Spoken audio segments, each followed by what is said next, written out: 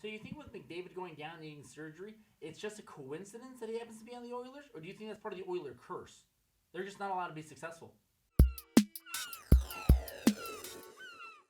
Coming to you pre-tape from the Best Coast Show studios. This is the Best Coast Show. I am your host, Albert Aguilera. That is my producer, Curtis Stage. And your cell phone just went off.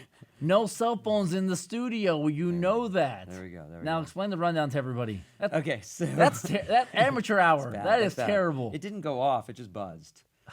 If I could hear it, the You know what the hear buzz was? It was for us to have our show right now. There you go. That's what it was. So today we're going to be talking about the Kings. They have 16 points. They're first in the Pacific. They're fifth in the West.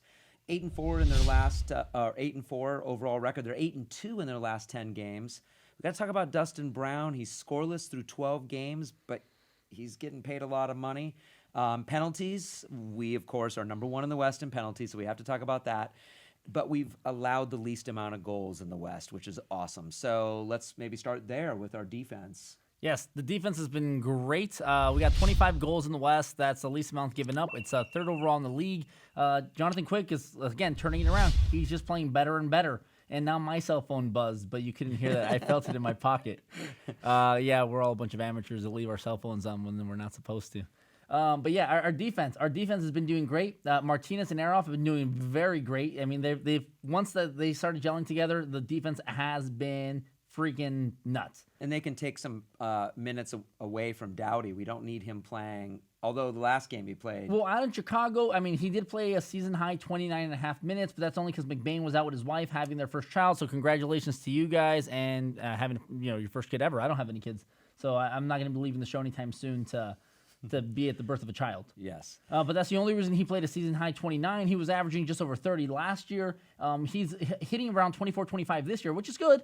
And you don't want to tax him, but because Aroff has been great, Martinez has been great, these kids have been producing, you don't have Doughty going out there and doing double shifts back-to-back just like he was last year. Well, and as we get later in the season, of course, Doughty will play more minutes, but early on, it kind of keeping him a little bit more fresh at the start of the season is really good. So, I mean, we know what these guys can do, Martinez, Aroff. We know that they can play well, but now they are, they're kind of gelling together. And so the defense has been really great. We're first in the Pacific, fifth in the West. I mean, how are you feeling about the way this last week has been going for the Kings? So they played three tough games. This last week, we're fifth in the West, but really you could say we're fifth in the Central because everybody in the Central is ahead of us.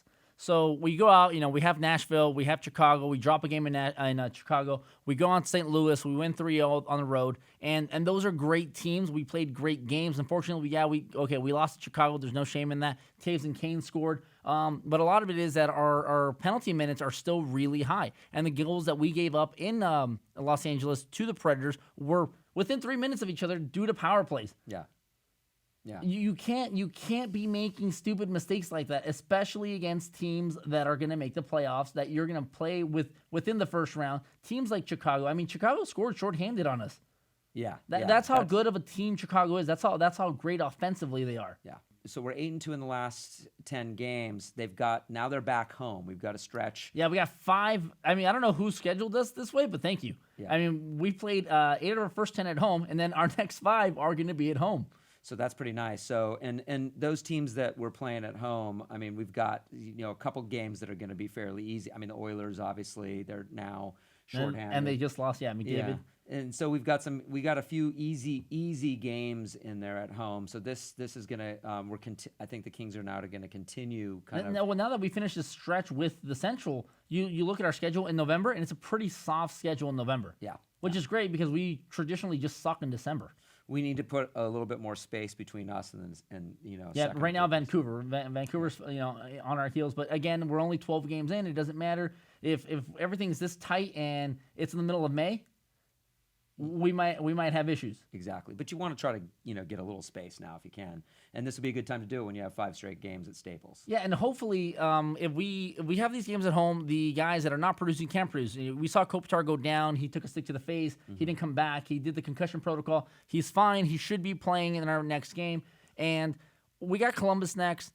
the production needs to start coming out of Gabrick. It needs What's to be up coming with out the of front Kopitar. line? I mean, why are they not? All of our other guys are producing, and Because they all have contracts except for Kopitar. I mean, I really can't think of it, but Gabrick, Pearson, Kopitar, Brown, these guys are not producing, which in a way is a good thing because that's kind of scary that we're on this hot streak and these guys are not producing at all. Exactly. Kopitar is not playing like he's playing in a contract year. yeah, so I like this that we're giving these other guys a chance to really shine and wait till our front line starts putting it together. I mean, it's going to be this team could start being a little bit unstoppable. Although you worry a little bit that there's some maybe there's something going on else with these guys. Maybe they don't. Maybe what I hate the most is when an athlete's hurt and doesn't say something. Yeah. But these guys, you watch them skate, and a lot of it it's just bad luck because they're not going around skating and limping. They're not slowing down. They're not favoring one side or another. They're not altering their shots. Okay. It just looks like a series of bad luck. And again, it's still early. Kopitar started off slow last year as well.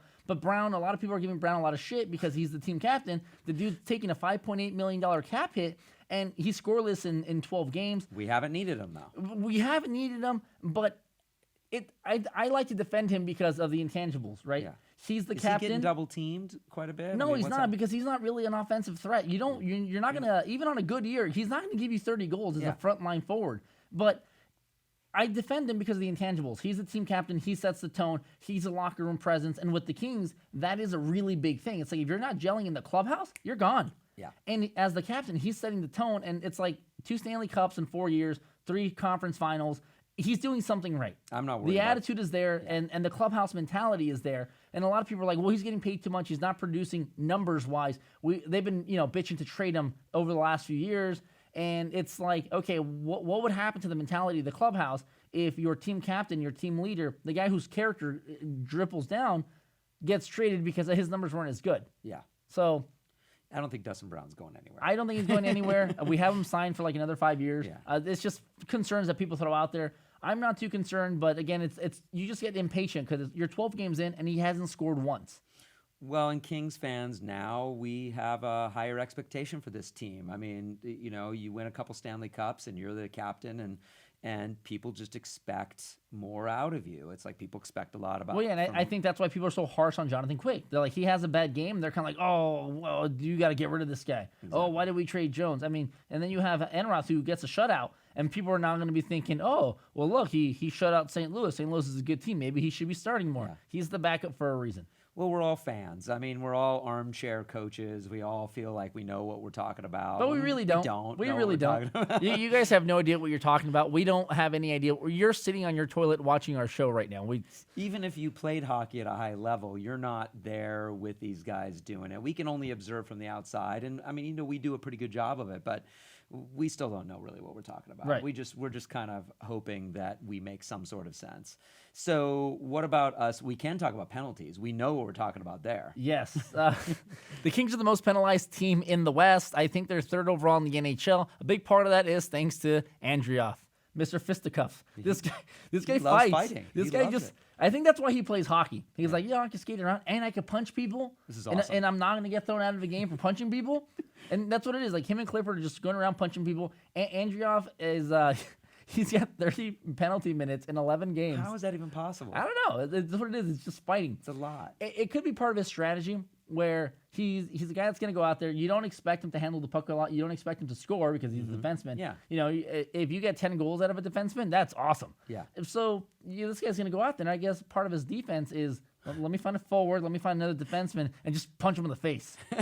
That could be part of his strategy. I don't know if that is actually a strategy, but mean, at this point, with but how you- many minutes he spent, Right, with because Voss, you can't always penalty do that. That's going to hurt us, because like I said, the goals that the Predators scored on us, they scored back-to-back power plays with Neal and Weber within 3 minutes of each other. You Yeah. can't do that. You can't do that in the playoffs. You sure as hell can't do that with the Blackhawks.